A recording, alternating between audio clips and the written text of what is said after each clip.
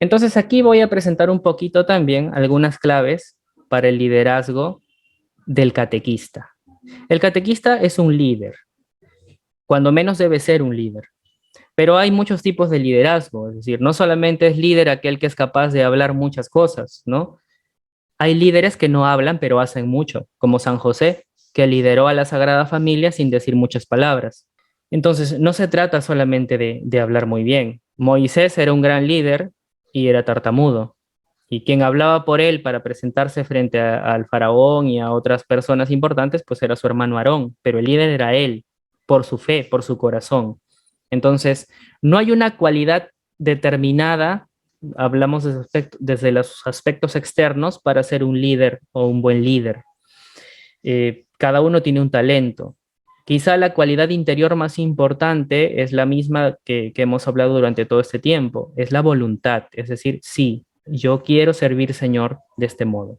Entonces, el catequista es líder de su grupo de catequizandos, ¿no? De su grupo de confirmandos, de niños de la comunión, de esposos perdón, de novios que se preparan para el matrimonio, de padrinos que se preparan para acompañar a sus ahijados al bautismo, etcétera, ¿no?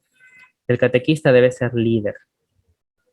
Pero ¿qué aspectos debe tener este liderazgo? Porque el liderazgo cristiano no es como el liderazgo de la sociedad, ¿no? Tiene algunos puntos que son importantes. En primer lugar, hay que tener una visión amplia de la realidad.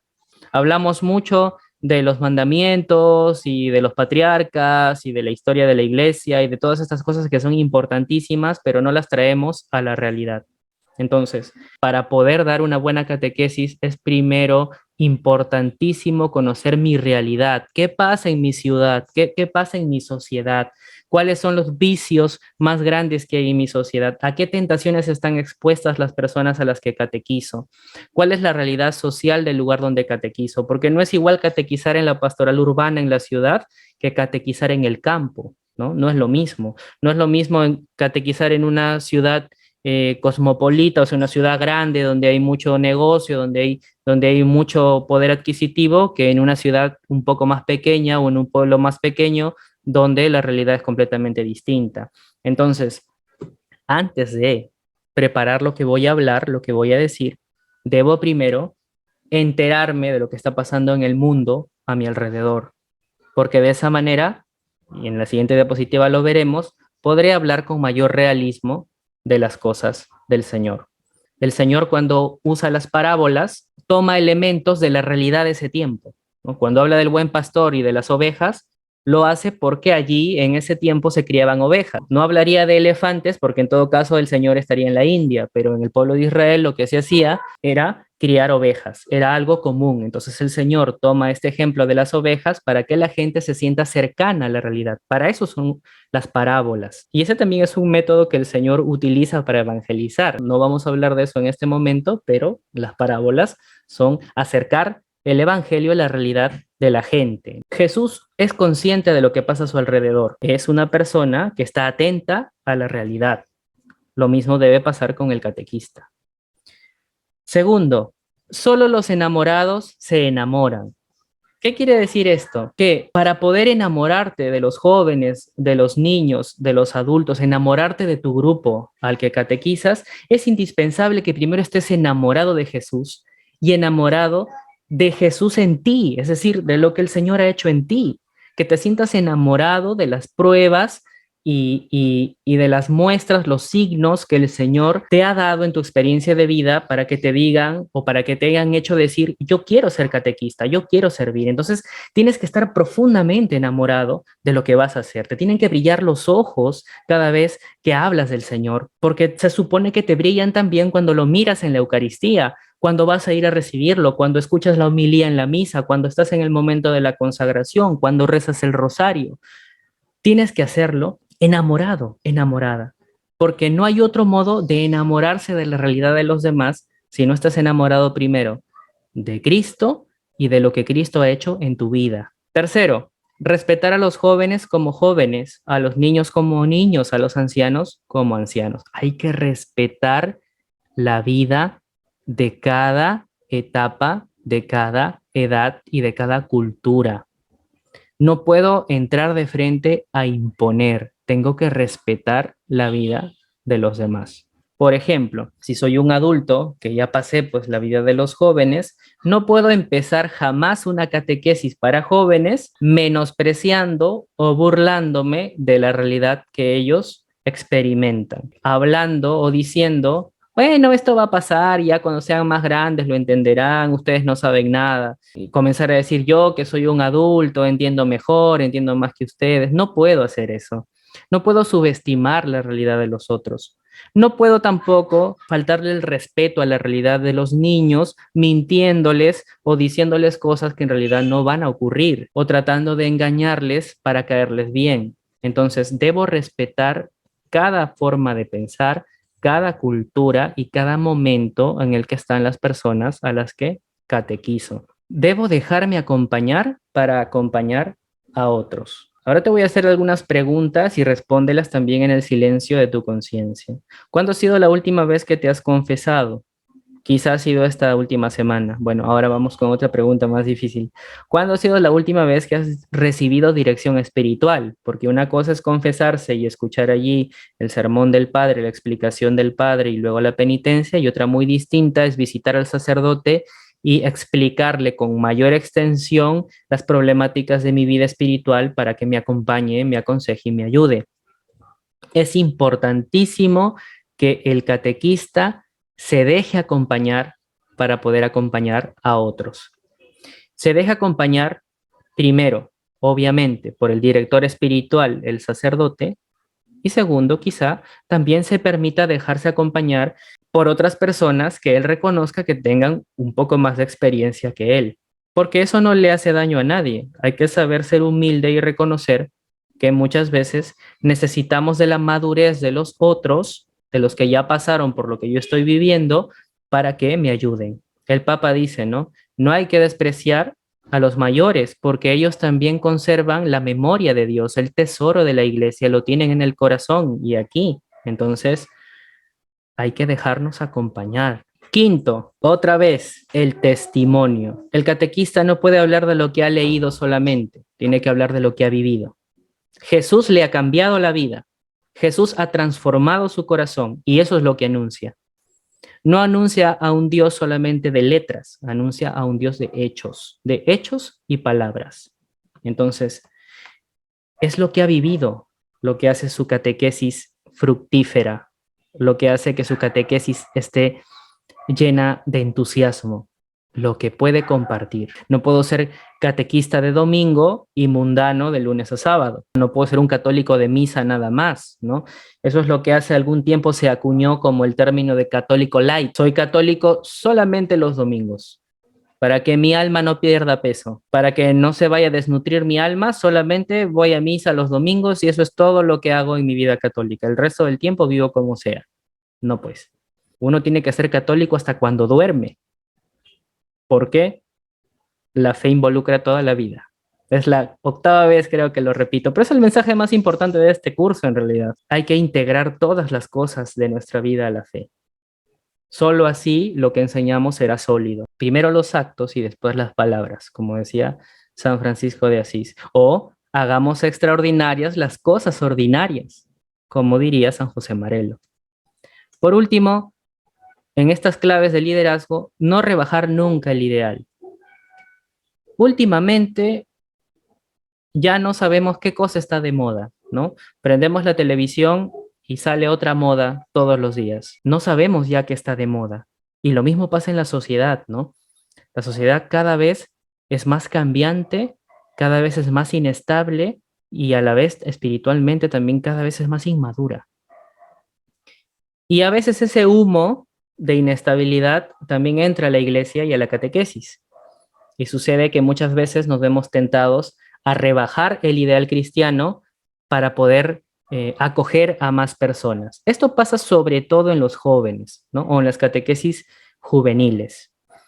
Dejamos de hacerle caso quizá a la mitad de cosas que nos pide el Evangelio para poder caer bien y congregar más personas. Pero como dice el Papa Benedicto XVI, la iglesia crece por atracción, no por proselitismo, no porque yo meta un montón de personas en un salón quiere decir que voy a generar que ellas se queden en la iglesia, perseveren o crean, porque al final eso depende de la voluntad de cada uno. Entonces, no puedo rebajar mi ideal cristiano para aparentemente generar una mejor catequesis o algo más atractivo para los jóvenes. ¿Por qué? Porque los chicos buscan algo auténtico, buscan algo original. Viven en un mundo de máscaras, viven en un mundo de hipocresías, viven en un mundo donde no saben lo que quieren, viven en un mundo que los maltrata y que a la vez les ofrece bienestar momentáneo o satisfacción momentánea para luego maltratarlos otra vez. Ese es el mundo en el que viven nuestros jóvenes, un mundo muy difícil, un mundo muy complejo, un mundo donde ellos no saben qué cosa es de verdad, no saben dónde van a encontrar algo que de verdad sea genuino. Andan buscando un amor verdadero, pero para buscar ese amor verdadero van saltando de un lado para otro. Sus relaciones son inestables en la mayoría de ellos, ¿no? Sus relaciones son inestables, no saben definir bien el amor, que es algo que también nos ha ocurrido a nosotros, ¿no? Porque es parte del proceso de madurar. Entonces, ellos están buscando qué cosa, están buscando algo original, no están buscando algo así extraordinario, espectacular, no, ellos están buscando algo que sea de verdad. Y a veces en el afán de querer que ellos estén en la iglesia, lo que hacemos es, en lugar de imitar a Jesús, imitar al mundo y dejamos el ideal cristiano afuera. No le hables de santidad porque se van a asustar. No les hables del pecado porque se van a sentir lastimados. No les hables de la confesión porque hay que esperar un montón de tiempo para que estén listos, ¿no? No les hables de la misa porque todavía no la han vivido. No les hables del cielo porque no te van a creer. Y nos van metiendo ese complejo, ¿no? A quienes evangelizamos, de que si no hacemos como el mundo, se van a ir. No podemos vivir teniendo miedo a que la gente se va a ir, porque la gente está buscando algo de verdad y solo lo van a encontrar en la iglesia, porque la verdad hecha carne está en la iglesia. La van a encontrar tarde o temprano. Así que no necesitamos ser como el mundo, ¿no? Sino ser como Cristo para poder atraer a las personas. ¿Atraerlas con qué? Con nuestra vida. Mire ese catequista cómo es, se le ve que es feliz, porque sirve, porque está contento, no porque no tenga problemas, sino porque es una persona que hace el esfuerzo por salir adelante. Eso atrae más hacia el Señor que cualquier otro método que me he copiado del mundo. Entonces, ¿puedo utilizar cosas que valgan la pena del mundo? Sí, ahora lo vamos a ver. Sí puedo hacerlo, pero nunca debo olvidar que mi ideal principal es que esos jóvenes, que esos niños se salven. Los métodos cambian, la tecnología cambia, muchas cosas cambian, pero el ideal cristiano no debe cambiar. Tenemos que ayudar a que esas personas lleguen al cielo. Entonces, más allá de las metodologías, de las herramientas, de las estrategias que todos los años cambian, aún más allá de eso o de lo que nosotros mismos nos ideamos o para traer a los chicos en diferentes campos o lugares geográficos o culturas, más allá de todo eso, lo más importante, queridos hermanos, es la salud espiritual del catequista, es la fuerza espiritual del catequista, es como el catequista vive. Por eso les decía al principio, ¿no? No importa si el catequista no sabe hablar bonito, si es una persona de 3 o 4 palabras, nada más. No importa si el catequista no sabe cantar o no sabe tocar la guitarra, no importa si no sabe bailar. Por ejemplo, yo tengo 2 pies izquierdos para hacer las dinámicas, ¿no? Las hago muy mal. A veces me trato de esconder por ahí para que no me agarren para hacerlas, pero cuando hay que hacerlas las hago, pero las hago muy mal, ¿no? No importa si el catequista o la catequista no tiene ciertas cualidades que quizá tienen los otros. No puede estar mirando la vida exterior del otro y decir, yo no soy como él o como ella, entonces yo no puedo ser un buen catequista. Es que eso no interesa, no interesa el exterior, no interesa mucho, quizá tampoco que mi talento se parezca al del otro o que haya específicamente un prototipo de catequista para todos y que debe ser igual así en todos. Eso no es importante. Lo importante es tu salud espiritual. Es cómo tú vives la fe, ¿no? Es cómo tú haces las cosas. No sirve leer o aprenderse de memoria algo si en el corazón aquello que leo no arde. Y entonces, ¿cómo hago que esa llama arda? Nuevamente, sencillo, porque el Señor nos da todos los medios. Confesión frecuente, oración sincera, Eucaristía frecuente, al menos dominical, relación con Dios en la caridad todos los días, mi salud espiritual. No importa cómo esté yo por fuera o cómo sea yo por fuera, ¿no? No importa cómo opine quizá la sociedad de cómo me debo ver o cómo debo ser. No importa, no tengo que ir con ropa nueva para ser catequista, ¿no? No tengo que ser millonario para ser catequista. No tengo que tener, entre comillas, el prototipo de belleza física, ¿no? Que me vende la televisión para ser un buen catequista. Eso no interesa. Interesa mi corazón y mi alma.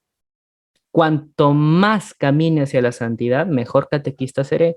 Cuanto más sea mi fuerza para luchar contra mí mismo, contra la tentación, contra el demonio, contra el mundo, pues más fuerte también será mi ministerio, el ministerio del catequista que he elegido y en el que estoy sirviendo. Entonces, mi salud espiritual primero.